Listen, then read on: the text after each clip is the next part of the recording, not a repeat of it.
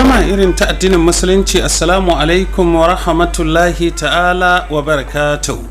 Ma'u sararin gidan rediyo duniya, barkanku da warhaka, barkanku da sake saduwa da mu a wannan tasha mai tarin albarka a cikin shirin gafarka mai gida na kowace ranar Attanin, Talata, Laraba, Alhamishi bakin karfe 2 zuwa karfe 3.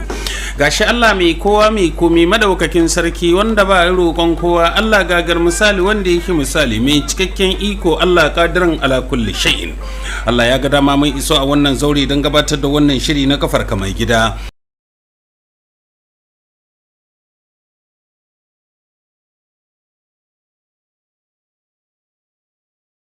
A wani wuri ga gidan yanzu a cikin wannan littafi ma mu a lokacin nan sai mahaifiyar ba ta yi magana ba, sai ta fara kuka. Hajiya matarsa ana nan sai ga ɗanta ko ya zo.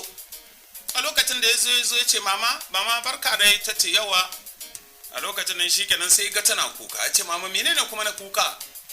Wai ba na ce ki bar kukan nan ba ne? A lokacin nan sai take cewa na daina kuka. A cikin wannan littafi ma mu lokacin ya zo ya shafe mata hawayenta. Ya ce mama karo na nawa na faɗa miki irin wannan magana? Me yake damunki akan bene? In dai muna da rayuwa, ina da rai da lafiya, kuma ina roƙon Ubangiji ya bani sa'a in gina miki bene mama. A lokacin nan shikenan sai yarta ta zo a gurinta, ta zo ta samu yayanta, ta ce babban yaya ce na'am. Sai ce mata Halisa, ta ce a lokacin nan kin zo? Ta ce na zo. Amma babban yaya ce na'am, abinda baba yake yi yace kin ga ki shiru, tunda mun gaya masa bai yadda ba, yanzu babu abin da za mu ci tun da mu 'ya'yansa ne, kuma ai mu muna sarrafin asirin mahaifinmu. Yanzu aka kamma ɗaukan kaya daga benen sama, mota tana zuwa tana zawa sai da ta yi shiga 5. Da aka ƙare mutumin ka yi sauko, shi ke ne jeho makullai ya ce ga ɗakin nan. Wannan ai zalunci ne, in ji wa? In ji Alhaji Kalto. Saboda na ka amarya sai a je a kafa kulumboto a ɗaki bai kwantuwa. Da ai ɗakin ana bacci a ciki. A lokacin nan sai ta ce Allah baka haƙuri. Ya ce to a kwace in dai da haƙurin na samu. Matarsa ce da ta haifa mai 'ya'ya guda 5, mazaje guda 3 mace 2. Amma yau ga irin abin da yake faruwa a gare ta. A lokacin nan shi kenan ce ke ni fa baki isa ba.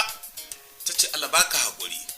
Yusuf ya ce baba ya haƙuri mana, mama tana ta baka haƙuri.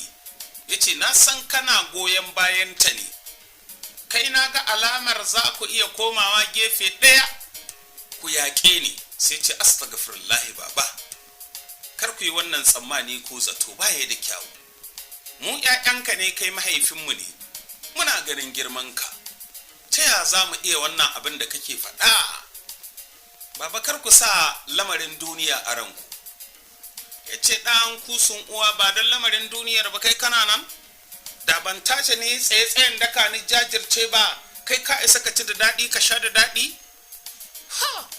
Wasu suna can suna neman abin da suke ci, saboda sun zura ido suna kallon mu. Ni kuma jajircewa ne. A lokacin nan shi ya ce haka ne baba, Allah ya ƙara ma arzikinka albarka. A lokacin nan shi ya tahi ya ɗauki mota sai ya fita. Yanzu ƴaƴa suka zo suka zamna da mahaifiyarsu, suka yi zaman da aka ce masa tattaunawa. Ta mama yanzu kina iya ku koma ɗakin ki na sama? Ta ce a'a, ku dakata, babanku yana iya canza lamari duk lokacin da ya so. Yanzu a lokacin nan shi sai take cewa la ilaha illallah muhammadar rasulallah.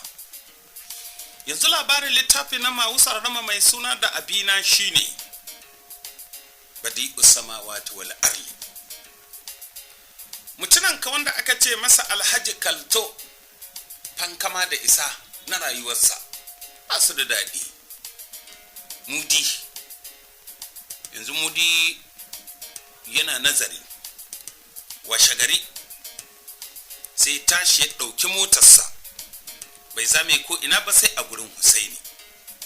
a lokacin da ya zo gurin Husaini ya ce masa baba mudi ka zo? Ya ce ya ce to ka tafi ne ko za mu tafi ne? Ya ce na zo daga can ne, na je na faɗa masa an ga wanda ya sai da wurin, yanzu ya ce in je za ya kira ni. Ya ce to shikenan baba mudi, babu matsala, ba dai ka faɗa masa ba, kuma ka faɗa masa tabbas ni na ga wanda ya sai da gida? Ya ce haka yake faɗa. Husaini sai ya ce masa to shikenan. A zamanin nan shikenan zai fita sai ya ce Husaini ya ce masa na'am. Ya ce da wannan zaman banza da kake gara ka kama sana'a. Kwanan baya na kawo maka abinci, amma har yanzu abincin nan gashi nan ina kallon sa. Sai ce ba mu kare cin wanda muke da shi bane baba. Sai ce to baka karbi kuɗin ba? Ya ce ka aje su anan, akwai ranar su. A lokacin nan shikenan sai yake cewa kaga baba inda nake nan ba wata ma'ajiya mai kyawu, ni da son samu ne ka taimin da abincin ga ka aje min shi matsayin ajiya sai na tambaye shi. Ya ce ya ce baba ai nawa ne ko? A lokacin nan sai tashi ya ɗauko yana sawa a cikin motar wa mudi. Ka taimin da shi baba, kuma ka aje mini wannan kuɗi. Yanzu mudi neman yadda zai yi sarbi lafiya da Usaini yake yi, saboda ya san da Usaini ya gano wannan lamarin. Amma me yasa Usaini bai zo masa darat ba, sai ke masa kewaye? Kun san yan iya magana suka ce ta inda aka hau nan ya kamata a sauka. Yanzu a cikin wannan lokaci ma usararan matar Husaini ce ta fito daga daki. Ta ce baba mudi barka da zuwa. Mun shirya tafiyar nan gobe in Allah ya kai mu, ka je ka nuna mana kabarin iyayena. Sai ce ni ba zan samu zuwa ba, amma na yi muku kwatance inda aka samu wannan hadarin mota. Muka ce to shikenan za mu bar lokacin da muka samu dama mun so mu tafi a cikin motar ka ne. Ya ce mota ta za mu tafi wani wuri ne gobe. Ce to babu laifi. Ta ce ba laifi. A lokacin nan shikenan bayan ya fita sai ga Maryama ungozama. A lokacin da Maryama ta zo ta iske Husaini ta ce Husaini barka da warhaka. Ya ce yawwa, sannan ka dan albarka. Ya ce sannan ki. Asana Husaina suka zo ta gaishe da su, ta kawo musu wata kyauta. Ta ce ku ci gaba da yi mahaifinku addu'a, shi mai nasara ne. Yanzu a cikin wannan labari ma usararmu a ranar Husaini ya shirya abinci da shi da matarsa don tafiya gidan yari. Lokacin da ya zo ya iske abokinsa, yayan ita wannan wadda aka ce mata wadda aka ce ma yawa Hakima. A lokacin nan shikenan sai Hakima suka gamu a can. Bayan sun gaisa da Hakima sai take cewa ranke daɗe. Ta ce ran mai daɗe dai mu duka. A lokacin nan shikenan gaisawar da suka yi sai suka fara hira. To yaushe ne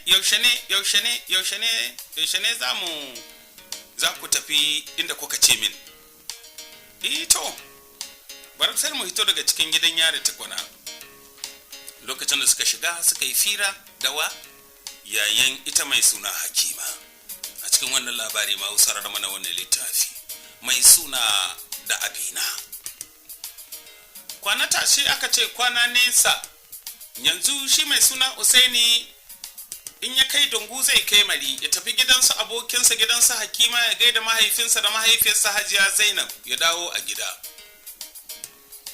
To mako guda rannan sai suka tashi suka kama hanya suka yi balaguro. Usaini da matarsa da kuma ƴaƴansu guda biyu sun yi tazar kilomita kusan 300 daga inda aka cewa mahaifansa sun yi hadarin mota. A lokacin nan shikenan da suka zo anan suka sauka ba su san kowa ba, sai suka fara tambaya. A shekaru da dama haka da dadewa akwai wata mota da ta yi hadari a nan, akwai wasu mutane mata da miji da suka rasu suka bar jaririniya, amma an ce mu tambayi wani mai suna